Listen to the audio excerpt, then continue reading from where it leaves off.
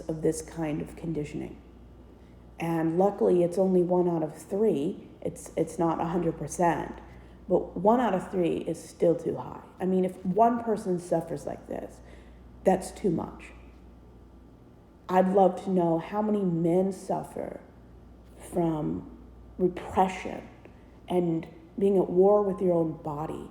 I mean, if your body doesn't feel safe, it interprets it as assault.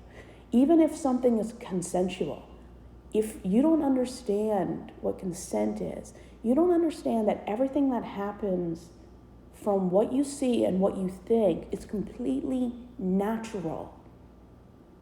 As long as consent and treating people with respect is involved.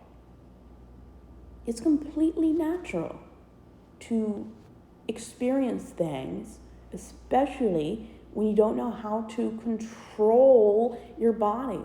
When you go through puberty and being a teenager, I mean, you're going to be aroused by a lot of things. The difference is you quickly make yourself appropriate so children and people don't know it and just behave in an appropriate fashion. And don't confuse being aroused as an invitation to do something. And the other part of repression is fundamentalism erases anything that is not heteronormative, cis, or a godly view of female and male interaction. I mean, these people, especially the men, are so sexually repressed. They can't even be on an elevator or in an office alone with a woman without fear of having a normal conversation. I mean, if you can't even be in the same room as someone of the same or opposite sex without fear of doing something ungodly, you need therapy.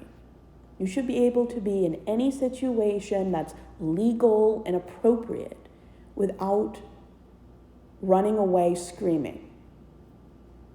I mean, according to the stats, about 1 out of 4 people on this planet are not heteronormative.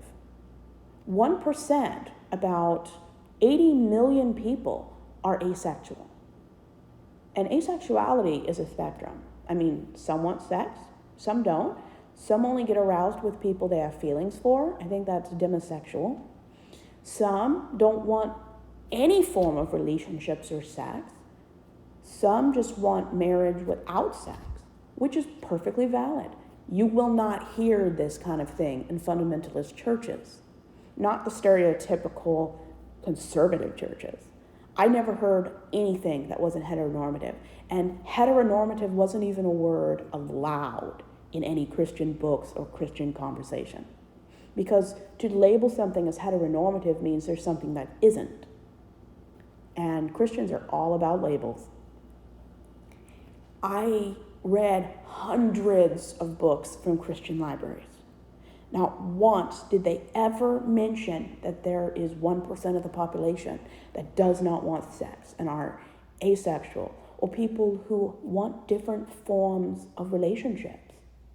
I mean, every book about Christian relationships was a progression toward a lifelong commitment known as marriage. Not once did any book say that not every married couple wants to progress to marriage. Not all relationships are about sex and lifelong commitment. The most important relationship you should ever have is with yourself. You should always come first.